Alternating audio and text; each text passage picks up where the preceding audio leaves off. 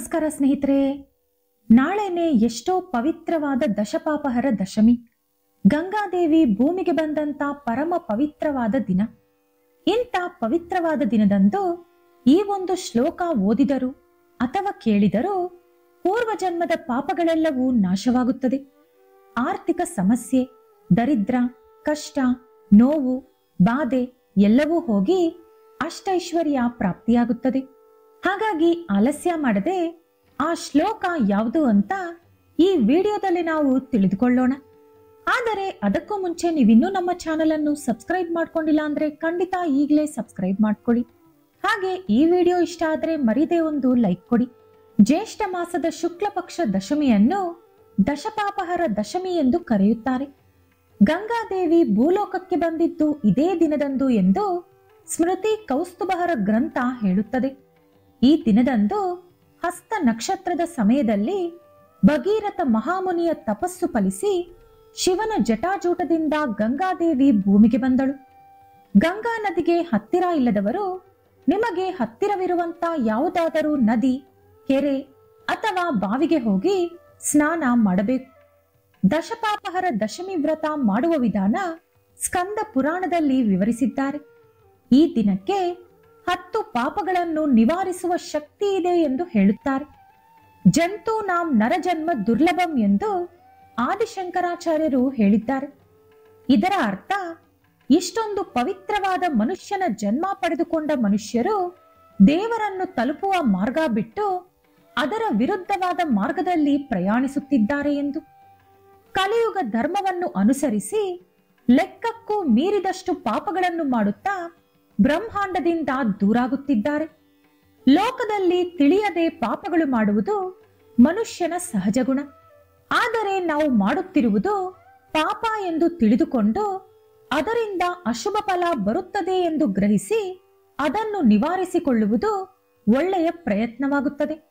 ಅಂತಹ ಅವಕಾಶವನ್ನು ಕಲ್ಪಿಸಿಕೊಡುವುದೇ ದಶಪಾಪಹರ ದಶಮಿ. ಮನುಷ್ಯರು ಮಾಡುವ ಪಾಪಗಳನ್ನು ನಮ್ಮ ಪೂರ್ವಿಕರು 10 ವಿಧಾನಗಳಲ್ಲಿ ವರ್ಣಿಸಿದ್ದಾರೆ. ಅವುಗಳನ್ನು 3 ವರ್ಗಗಳಾಗಿ ಬೇರ್ಪಡಿಸಿದ್ದಾರೆ.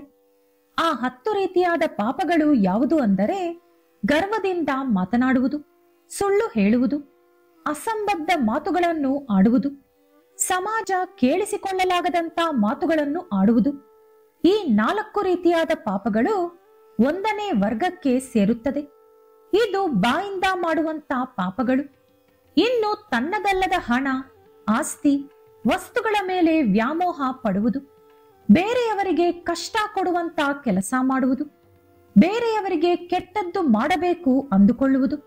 ಈ 3 ಪಾಪಗಳು ಮಾನಸಿಕವಾಗಿ ಮಾಡುವಂತ ಪಾಪಗಳು. ಇದು 2ನೇ ವರ್ಗಕ್ಕೆ ಸೇರುತ್ತದೆ. ಇನ್ನು ಅರ್ಹತೆ ಇಲ್ಲದವರಿಗೆ ದಾನ ಕೊಡುವುದು, ಶಾಸ್ತ್ರ ಒಪ್ಪದಿರುವ ಹಿಂಸೆ ಮಾಡುವುದು, ಪರಸ್ತ್ರೀ ಅಥವಾ ಪರಪುರುಷನೊಂದಿಗೆ ಸಂಬಂಧ ಇಟ್ಟುಕೊಳ್ಳುವುದು. ಈ 3 ಪಾಪಗಳು ಶರೀರದಿಂದ ಮಾಡುವಂತ ಪಾಪಗಳು. ಇದು 3ನೇ ವರ್ಗಕ್ಕೆ ಸೇರುತ್ತದೆ. ಈ 3 ವರ್ಗಗಳ ಪಾಪಗಳನ್ನು ಸೇರಿಸಿದರೆ ಒಟ್ಟು 10 ಪಾಪಗಳಾಗುತ್ತವೆ. ಸಾಮಾನ್ಯವಾಗಿ ಜನರು ಪ್ರತಿನಿತ್ಯದ ಅವರ ಜೀವನದಲ್ಲಿ ಅತಿ ಸುಲಭವಾಗಿ ಮಾಡುವಂತಹ ಪಾಪಗಳನ್ನು ನಿವಾರಿಸಿಕೊಳ್ಳಲು ದಶಪಾಪಹರ ದಶಮಿ ವ್ರತ ಆಚರಿಸಬೇಕು ಎಂದು ವ್ರತ ಕಲ್ಪವಲ್ಲಿ ಎಂಬ ಪುಸ್ತಕ ಖಚಿತಪಡಿಸಿದೆ. ನದಿ ಸ್ನಾನ ಈ ವ್ರತದಲ್ಲಿ ಪ್ರಧಾನ ಅಂಶ. ತಿಳಿದು ಅಥವಾ ತಿಳಿಯದೆ ಕಲಿಯುಗದಲ್ಲಿ ಮನುಷ್ಯರು ಮಾಡುವ ಪಾಪಗಳಿಗೆ ಪ್ರಾಯಶ್ಚಿತ ಮಾರ್ಗವನ್ನು ನಮ್ಮ ಋಷಿ ಮುನಿಗಳು ಪೂರ್ವಕಾಲದಲ್ಲೇ ತಿಳಿಸಿದ್ದಾರೆ. ಅವುಗಳಲ್ಲಿ ಪ್ರಸಿದ್ಧಿಯಾಗಿರುವುದು ಈ ದಶಪಾಪಹರ ದಶಮಿ ವ್ರತ. ಪಂಚಭೂತಗಳಿಂದ ತಯಾರಾದ ನಮ್ಮ ದೇಹದ ಮೇಲೆ ಅಂಟಿಕೊಂಡಿರುವಂತ ಕೊಳಕನ್ನು ಸ್ನಾನ ಮಾಡಿ ಯಾವ ರೀತಿ ಶುಭ್ರಪಡಿಸಿಕೊಳ್ಳುತ್ತೀವೋ ಅದೇ ರೀತಿ ನಮ್ಮ ಮನಸ್ಸನ್ನು ಕೂಡ ಪವಿತ್ರವಾದ ಗಂಗೆಯಿಂದ ಶುಭ್ರಪಡಿಸುವುದೇ ಈ ದಶಪಾಪಹರ ದಶಮಿ ವ್ರತ. ಜ್ಯೇಷ್ಠ ಮಾಸದ ಶುಕ್ಲ ಪಕ್ಷ ದಶಮಿಯಂದು ಈ ವ್ರತ ಆಚರಿಸಬೇಕು.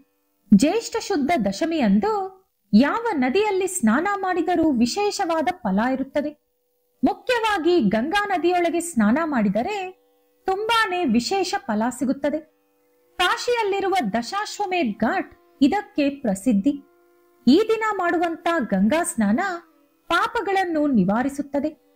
ದಶಪಾಪಹರ ದಶಮಿ ವ್ರತ ವಿಧಾನ ಸ್ಕಂದ ಪುರಾಣದಲ್ಲಿ ವಿವರಿಸಿದ್ದಾರೆ. ಅದು ಯಾವ ರೀತಿ ಎಂದು ಈಗ ನಾವು ನೋಡೋಣ. ಈ ದಿನದಂದು ಬೆಳಗಿನ ಜಾವವೇ ನಿಮ್ಮ ಹತ್ತಿರದಲ್ಲಿರುವಂತಹ ಯಾವುದಾದರೂ ನದಿ, ಕೆರೆ, ಬಾವಿ ಅಥವಾ ವಸತಿ ಇರುವ ಯಾವ ಜಾಗದಲ್ಲಾದರೂ ಸ್ನಾನ ಮಾಡಬೇಕು. ಬಳಿಕ ಗಂಗಾದೇವಿಯನ್ನು ಪೂಜಿಸಬೇಕು.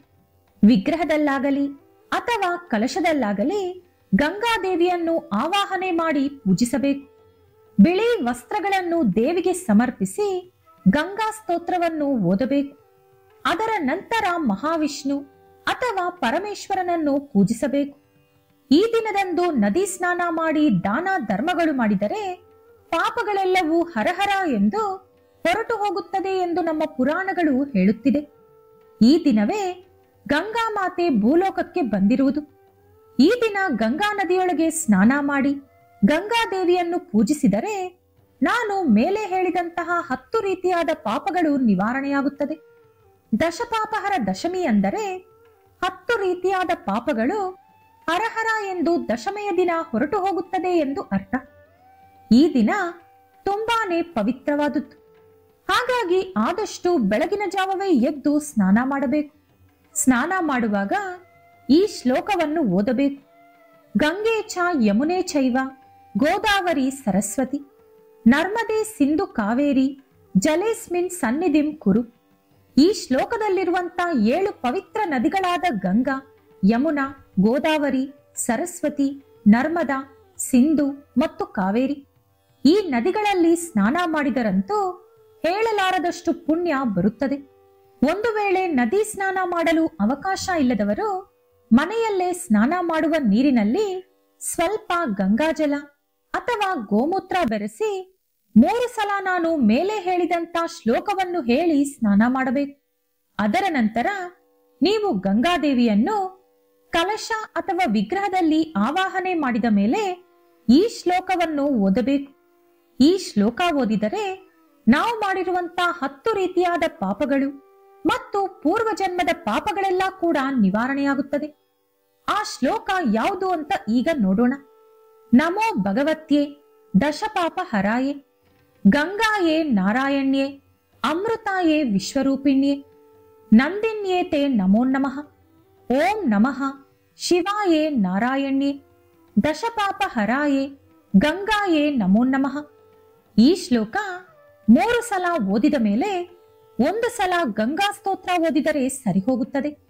ಒಂದು ವೇಳೆ ಗಂಗಾ ಸ್ತೋತ್ರ ಓದಲು ಕಷ್ಟವಾದರೆ ಕೇಳಿಸಿಕೊಂಡರೂ ಸಾಕು. ಅದರ ನಂತರ ಪರಮೇಶ್ವರ ಅಥವಾ ಮಹಾವಿಷ್ಣುವಿನ ಪೂಜೆ ಮಾಡಬೇಕು. ಇಬ್ಬರನ್ನು ಪೂಜಿಸಿದರೆ ಇನ್ನೂ ಒಳ್ಳೆಯದು. ಸಾಧ್ಯವಾದರೆ ಶಿವ ಅಥವಾ ವಿಷ್ಣುವಿನ ದೇವಸ್ಥಾನಕ್ಕೆ ಹೋಗಿ ಬನ್ನಿ. ಬಳಿಕ ನಿಮ್ಮ ಕೈಯಲ್ಲಾದ ದಾನವನ್ನು ಮಾಡಿ. ದಾನ ಅಂದ ತಕ್ಷಣ ನೂರಾರು ರೂಪಾಯಿ ಖರ್ಚು ಮಾಡಬೇಕು ಅಂತೇನಿಲ್ಲ. ಯಾರಿಗಾದರೂ ಊಟ ಕೊಡಿಸುವುದು ಅಥವಾ ಮುತ್ತೈದೆಯರಿಗೆ ತಾಂಬೂಲ ಕೊಡುವುದು, ಮನೆಯಲ್ಲೇ ಯಾರಿಗಾದರೂ ಊಟ ಹಾಕುವುದು ಅಥವಾ ಭಿಕ್ಷುಕರಿಗೆ 10 ರೂಪಾಯಿ ಕೊಟ್ಟರೂ ಕೂಡ ಸರಿ ಹೋಗುತ್ತೆ. ನಾಳೆ ಇಷ್ಟು ಚಿಕ್ಕ ಕೆಲಸಗಳು ಮಾಡುವುದರಿಂದ ನಮ್ಮ ಸುಮಾರು ಭಾಗದಷ್ಟು ಪಾಪಗಳು ಹೊರಟು ಹೋಗುತ್ತದೆ. ಈ ವಿಡಿಯೋ ನಿಮಗೆ ಇಷ್ಟ ಆದರೆ ಲೈಕ್ ಮಾಡಿ, ಶೇರ್ ಮಾಡಿ. ಇಂತಹ ಹೆಚ್ಚಿನ ಉತ್ತಮ ಮಾಹಿತಿಗಳಿಗಾಗಿ ತಪ್ಪದೇ ನಮ್ಮ ಚಾನೆಲ್ ಅನ್ನು ಸಬ್ಸ್ಕ್ರೈಬ್ ಮಾಡಿಕೊಳ್ಳಿ. ನಾಳೆ ಮತ್ತೊಂದು ವಿಡಿಯೋದೊಂದಿಗೆ ಪುನಃ ಭೇಟಿಯಾಗೋಣ. ಧನ್ಯವಾದಗಳು.